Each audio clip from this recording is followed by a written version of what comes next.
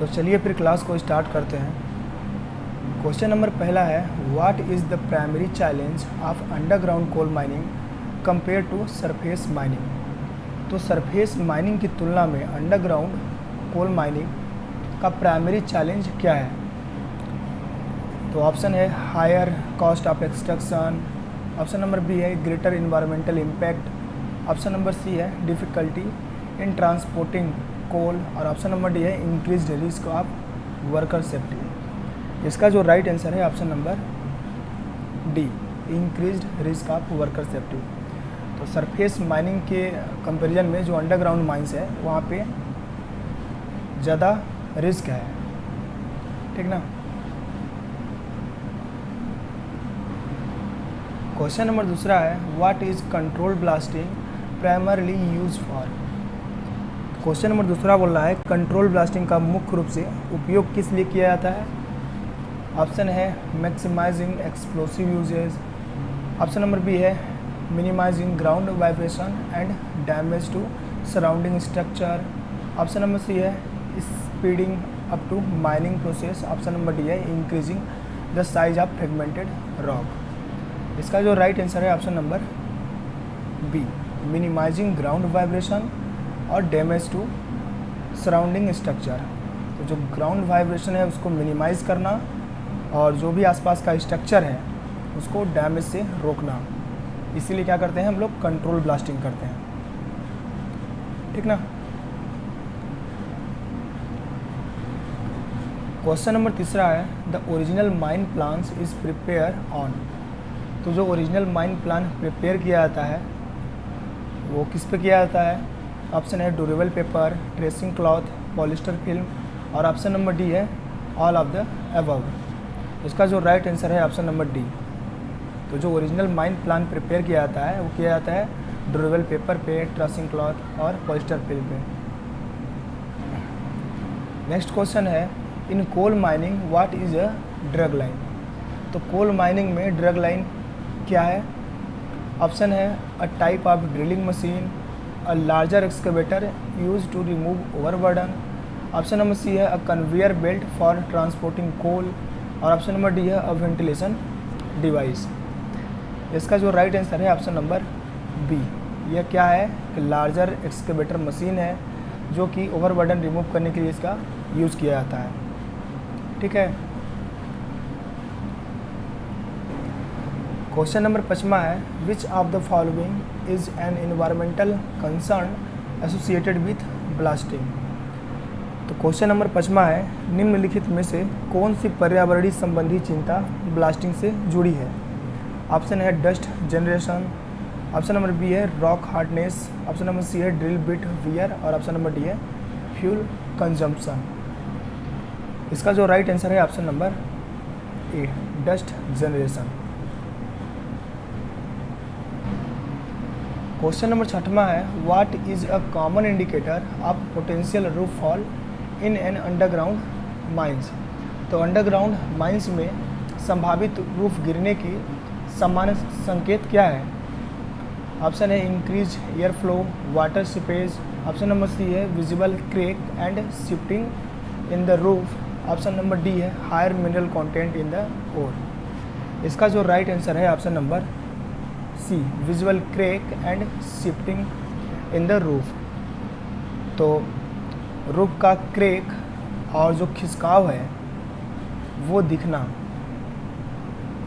ठीक है, वही क्या है, रूफ फॉल का एक सामान्य संकेत है, ठीक है। क्वेश्चन नंबर 7 है, which of the following is not a type of temporary mine support.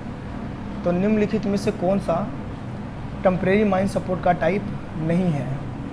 Option है timber prop, hydraulic jacks, option number C है रूफ बोल्ट और ऑप्शन नंबर डी है स्टील आर्च। इसका जो राइट आंसर है option number C, roof bolt, ठीक ना। तो ये आपको ध्यान रखना है, ये क्या है, टेम्परेरी माइन सपोर्ट नहीं है।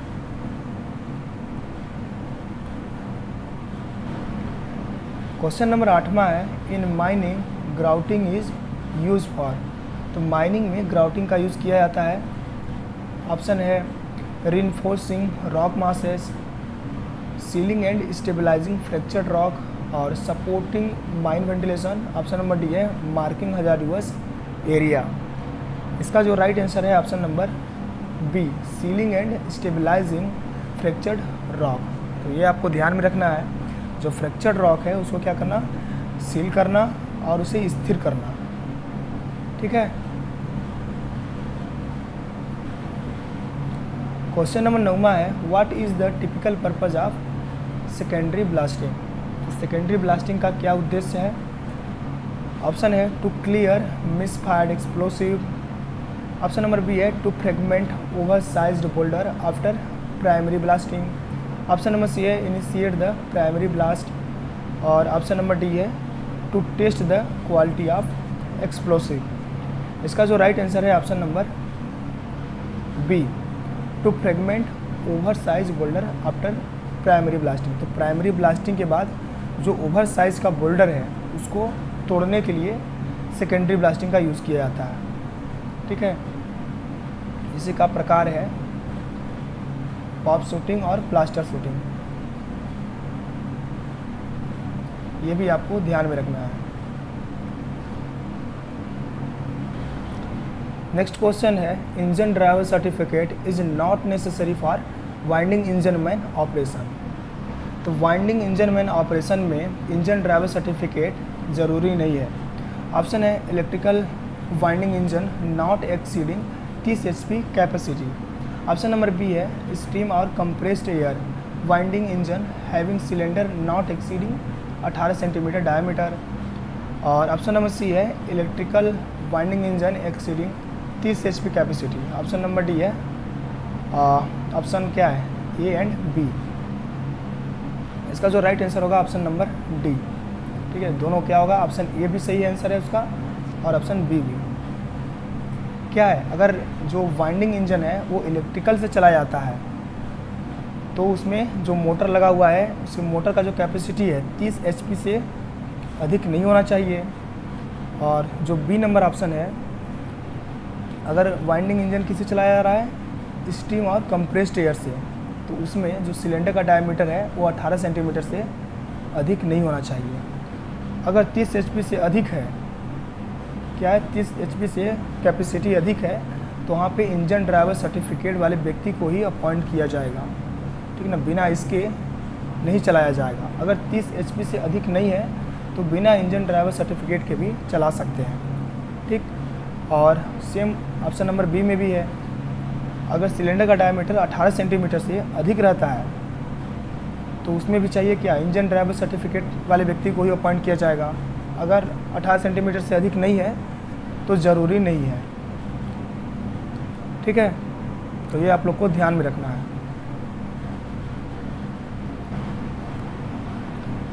क्वेश्चन नंबर 11 है, which of the following is a common method for testing the effectiveness of rock bolt.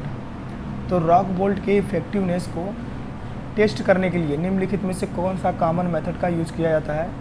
Option है visual inspection, load testing, ultrasonic testing. Option number D है केमिकल एनालिसिस। इसका जो right answer है option number B, load testing. तो roof bolt का effectiveness की जांच करने के लिए क्या करते हैं, कितना लोड वो बियर किया है उसका जांच करते हैं। कैसे करते हैं, एंकरेज टेस्टिंग से करते हैं। ठीक ना। क्वेश्चन नंबर 12 है, the coal mines regulation 2017 were release by the notification of which ministry. तो क्वेश्चन है कोल माइंस रेगुलेशन 2017 किस मंत्रालय की नोटिफिकेशन द्वारा जारी किया गया है। ऑप्शन है ministry of coal, ministry of mines, ministry of human resource management. और ऑप्शन नंबर डी है ministry of labour and employment. और ऑप्शन नंबर ई है नन ऑफ द अबव। इसका जो राइट आंसर है option number D, ministry of labour and employment. ठीक है। Question number 13 है, in new winding installation the owner agent और manager shall give notice of to the. तो new winding installation करने से पहले ऑनर एजेंट या मैनेजर इसकी सूचना किसको देते हैं। तो ऑप्शन है chief inspector of mines, regional inspector of mines, district magistrate. Option number D है chief inspector and regional inspector. तो इसका जो राइट आंसर है option number D, chief inspector and regional inspector को ऑनर एजेंट या manager new winding installation करने से पहले सूचना देते हैं। क्वेश्चन नंबर 14 है what is the main function of a strata control system in mining. तो माइनिंग में स्टाटा कंट्रोल सिस्टम का मुख्य फंक्शन क्या है? ऑप्शन है to control air quality in the mine, to monitor and manage the movement and stability of rock layer. Option number C है to facilitate the transportation of mineral. Option number D है to provide lighting in underground working. इसका जो right answer है option number B, to monitor and manage the movement and stability of rock layer. तो rock layer के stability and movement को monitor और manage करना। ठीक है, ऑप्शन नंबर बी।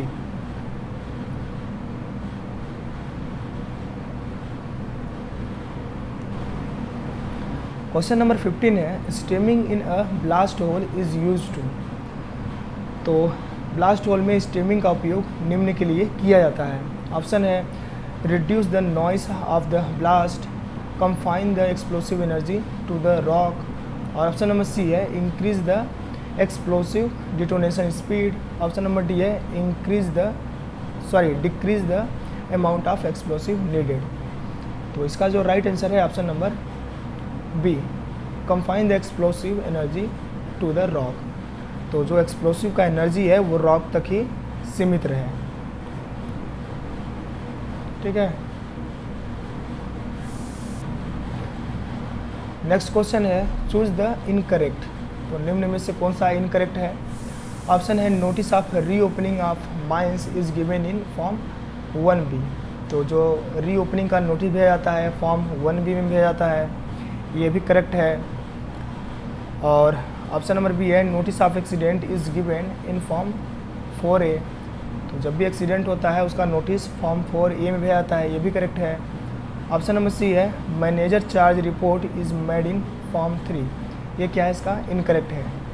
तो इस क्वेश्चन का जो राइट आंसर हुआ ऑप्शन नंबर सी। और ऑप्शन नंबर डी है contraventions found during inspection are entered in form 6। ये भी इसका क्या है? करेक्ट आंसर है। ऑप्शन नंबर ई हो गया notice of disease is given in form 5। ये भी क्या है? करेक्ट है। इसका जो इनकरेक्ट ऑप्शन है इस क्वेश्चन का जो right answer option number C, जो मैनेजर चार्ज रिपोर्ट होता है ये फॉर्म 7 में है। ठीक ना, ये आपको ध्यान में रखना है। और कौन से रेगुलेशन नंबर में दिया हुआ है ये मैनेजर का चार्ज रिपोर्ट?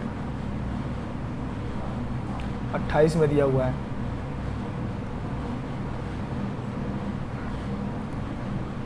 ठीक, तो इसको आप लोग को याद रखना है। नेक्स्ट क्वेश्चन है which of the following is a disadvantage of using timber support in mines.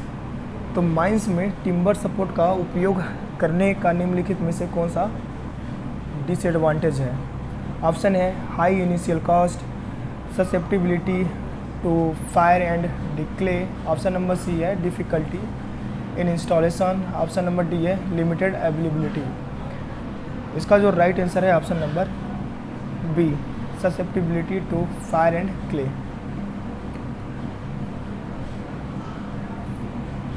Question number 18 है which of the following is a common type of explosive use in mining. तो निम्नलिखित में से कौन सा माइनिंग में use किए जाने वाला एक कॉमन एक्सप्लोसिव है?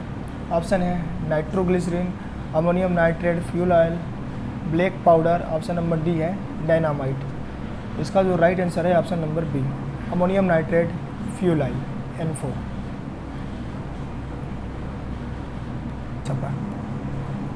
नेक्स्ट क्वेश्चन है any place in a mine to which any person has lawful access is called. तो खान का ऐसा स्थान जिसमें किसी भी व्यक्ति को जाने का कानूनन अधिकार हो उसको क्या कहेंगे? ऑप्शन है working place, working district, option number D है गोफ। इसका जो राइट आंसर है option number A, working place.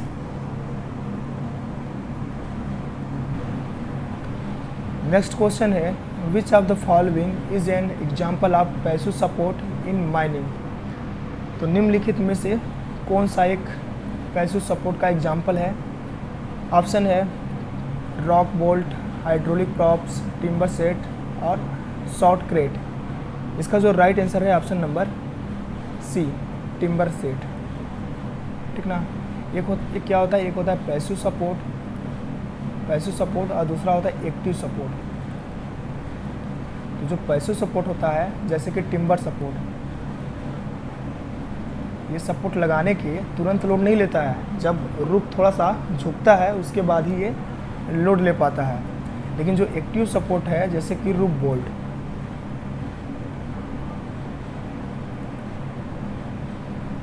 क्या होता है, ये लगाते ही लोड बियर करने लगता है। ठीक है, इसीलिए इसको बोलते हैं एक्टिव सपोर्ट। और जो टिम्बर होता है वो होता है पैसिव सपोर्ट। ठीक ना, तो इसको आप लोग को ध्यान में रखना है। What does the term burden refer to in blasting terminology? तो ब्लास्टिंग टर्मिनोलॉजी में बर्डन का क्या अर्थ है? ऑप्शन है the weight of the explosive used, the distance from a blast hole to the nearest free face. Option number C है the amount of stemming material required, और option number D है the total cost of the blasting operation. इसका जो right answer है option number B. Burden क्या होता है? एक डिस्टेंस होता है ब्लास्ट होल से लेकर के नियरेस्ट, यानी कि फ्री फेस से लेकर के नियरेस्ट जो ब्लास्ट होल है उसके बीच का डिस्टेंस। ठीक ना।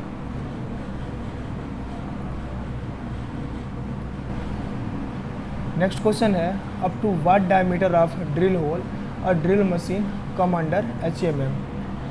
तो कितने mm तक का डाया करने वाली ड्रिल मशीन को HMM में गिना जाएगा? तो ऑप्शन है more than 50 mm, more than and equal 50 mm, less than 50 mm, only 50 mm, none of the above. इसका जो राइट आंसर है option number A, more than 50 mm। ठीक ना,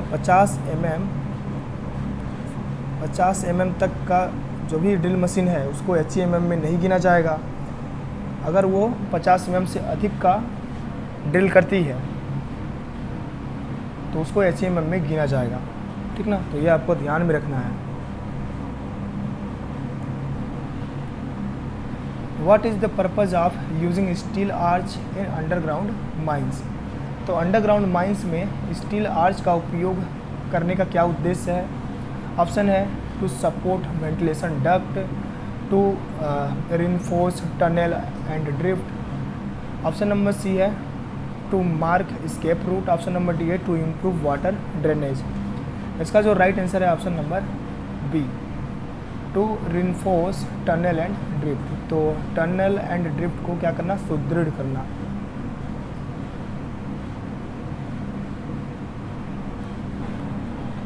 क्वेश्चन नंबर 24 है the velocity of detonation VOD is a measure of. तो velocity of detonation निम्न का माप है।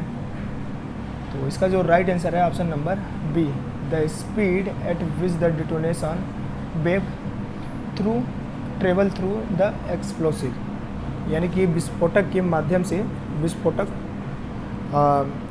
तरंग की गति।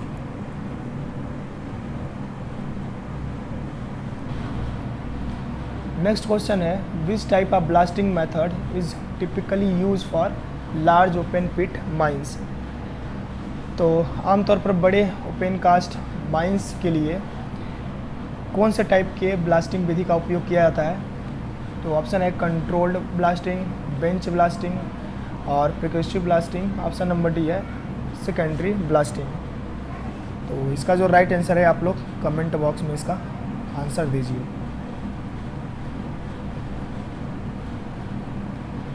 तो चलिए फिर यहाँ से हम लोग क्लास को समाप्त करते हैं। बाकी जो लोग अभी तक माइनिंग प्लस यूट्यूब चैनल को सब्सक्राइब नहीं किए हैं आप लोग सब्सक्राइब कर लीजिए और माइनिंग प्लस ऐप को भी डाउनलोड कर सकते हैं। इस वीडियो के डिस्क्रिप्शन बॉक्स में उसका लिंक मिल जाएगा या फिर गूगल प्ले स्टोर में जा कर के वहाँ से भी आप लोग इसको डाउनलोड कर पाओगे। ठीक ना।